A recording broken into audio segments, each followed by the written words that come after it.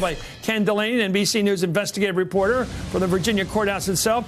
Glenn Kirshner, a former federal prosecutor, he's with me, and Caroline Pelosi, a criminal defense attorney. In order of the three of you, what do you think the trial means today, and how do you think that jury got through where they got through? They seem to have had a hard time with a lot of the documentation. Ken. Last question first, Chris. This jury meticulously went through the evidence. And the reason we know that is you can glean some things from the verdict. One is that they did not believe Rick Gates because the conspiracy counts of bank fraud where Gates was key, they could not come to an agreement on. Secondly, the tax evasion was pretty clear. They convicted him on all 5 counts of tax evasion. On the foreign bank account charge, it's really hard to understand what they were doing there. They convicted him on only 1 of 4 potential failure to file foreign bank account reports. The evidence I thought was very strong there. But what's clear is they went through count by count and they found some evidence more persuasive than some other evidence. And they did their due diligence, and they don't appear to have been affected by any of this outside noise, any of the Donald Trump comments, or any of the the previous coverage of Paul Manafort. In terms of what it means for Manafort, he's looking at 7 to 9 years in prison under the guidelines, and the judge can take into account all the charges, even the charges that he wasn't convicted of, in the sentencing. So he's looking at a hefty prison sentence and another trial in Washington where the prison term is even more. So the question now really, Chris, is does he pack it in? Does he cut a deal, or does he keep fighting? And how is he paying for this defense? This defense must be costing him enormous sums of money, particularly if he tries to appeal this conviction. So I think the next shoe to drop is looking at whether Paul Manafort decides to cut a deal with the special counsel. Glenn, how do you see it right now? So right now, Chris, this is kind of a lose-lose for Paul Manafort because, first of all, yeah, he was convicted of only 8 of the 18 charges. But guess what? The other 10 charges, one, the government could retry those if the government chose to. But even more importantly, as Ken mentioned, the government can use that conduct as what we call relevant conduct, and that can actually enhance his sentence. All we have to prove at a sentencing hearing regarding relevant conduct is that it's more likely than not that he committed those acts. And, the fact that he was indicted. Is that fair, actually, to say that if someone gets a hung jury and not convicted of, that's somehow held against him, even if there's no proof that he did it? Fair or unfair. Aren't you innocent, though proven guilty? Those are the rules in federal court. And it's not that he would be exposed to the entire sentence that he would be exposed to if convicted of those counts.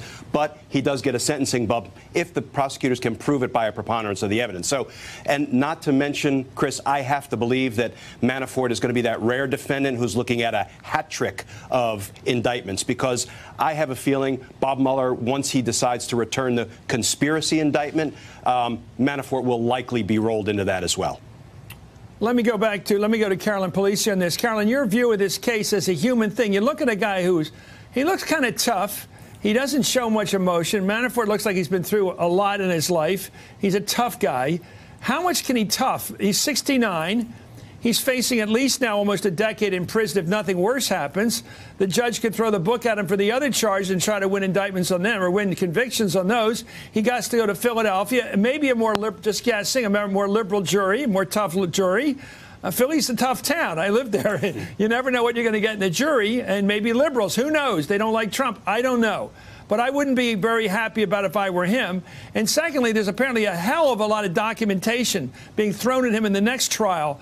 If he skated through this baby with maybe some help on that jury, maybe he did, maybe he didn't, he may not be as lucky next time. He may face the rest of his life in prison within a month. Absolutely, Chris. I think Paul Manafort is likely taking a long, hard look at himself in the mirror today, thinking about that decision that he made not to cooperate. Remember, Rick Gates got on that stand and said, we both had this option. I chose a different option than Manafort. So the idea being, obviously, that he refused to cooperate with prosecutors. I think to the extent that prosecutors were planning on using Rick Gates in that second trial coming up, they better rethink that. Clearly, he didn't play well to the jury. His credibility was undermined. He also, Paul Manafort, has been in pretrial incarceration prior to the next trial coming up. So he's gotten a taste of what prison life is like.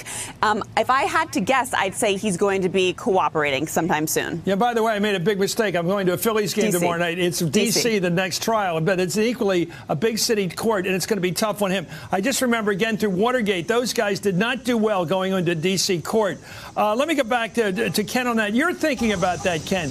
The difference between a North Virginia court which is a mixed bag of somebody from the inner counties and some from the outer counties. Do you have any sense at all of that jury yet and who they are? I think the jury pool is going to be even more predisposed to be hostile to a Republican political consultant. Chris, you're right. And also this judge. It's been very clear to us that this Manafort defense team is afraid of the D.C. judge. Judge Ellis, Judge T.S. Ellis, in this case in Alexandria, was widely seen as favorable to the defense. You're not going to see that in Washington, D.C. But here's the other wild card, Chris, and I've been thinking about this through the trial, and Paul Manafort, you're right, showed no emotion as this verdict was read. Is Donald Trump going to pardon Paul Manafort? He certainly laid the groundwork. He certainly talked about how Manafort's been treated unfairly. We're going to see the spectacle of 2 trials against Manafort, tax fraud charges. Tax prosecutions are rare in this country, Chris. And if Donald Trump was willing to pardon Joe Arpaio and Dinesh D'Souza, who've been both convicted of felonies, what is he willing to do with Paul Manafort? I think that remains to be seen.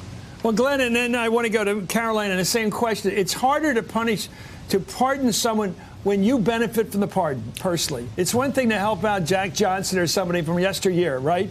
Because nobody holds that as a personal deal for you. Yeah. But when you're pardoning a guy who could testify against you, everybody's going to say you're Jerry Ford at best. Exactly. And you know what? A pardon can equal obstruction of justice. It just can. Some people say, well, he has unfettered, unlimited pardon power. Yes, he does. But that doesn't mean once he exercises it, Bob Mueller can't look at his intent in granting the pardon. For example, you pardon somebody because you think they have a just cause. They were unfairly convicted. Yeah. Great. You pardon that same person because that person's relative gave you $1 million. That's corrupt. That's Is there unlawful. a limit on the limit? I didn't know there was a limit on the pardon power. So it is an unlimited power. You can exercise it in any way you see fit. But once you do, we're not trying to limit the power, but we're looking behind it to your intent. And if your intent is corrupt, you may have the power, but it could also be used against you depending on how you against exercise you, but the person still gets pardoned. Exactly. Thank you. And your thoughts on that, Caroline? I don't want to leave you out of that whole question because everybody's thinking pardon when the president came out and started shouting from the aircraft today out there on the tarmac like he cares about this guy. He probably doesn't care at all about Mr. Cohen at this point, to say the least. If you look at, again, the groundwork that Trump has laid, just for example, take the Dinesh D'Souza pardon. D'Souza didn't argue that he didn't commit the crime for which he was convicted. It was the argument was it was a vindictive prosecution, a selective prosecution on the part of the government. And that's really the idea that Trump is ginning up here in this witch hunt narrative. He's going to say, you know, of course, these had nothing to do with the Russian collusion, and therefore he was treated unfairly. So, you know, and the idea of the corrupt intent, it's the same exact idea we've been talking about with the firing of James Comey. Was that obstruction of justice? He is the president of the United States, and he has unfettered power both to pardon and to fire whom he sees fit. But the question is, what was the underlying motivation? And he may be saving the pardons for his kids, I'm thinking. Yeah. Anyway, thank you, Kendall. A bad day for all the president's men get guilty today. Hey there, I'm Chris Hayes from MSNBC. Thanks for watching MSNBC on YouTube. If you want to keep up to date with the videos we're putting out, you can click subscribe just below me or click over on this list to see lots of other great videos.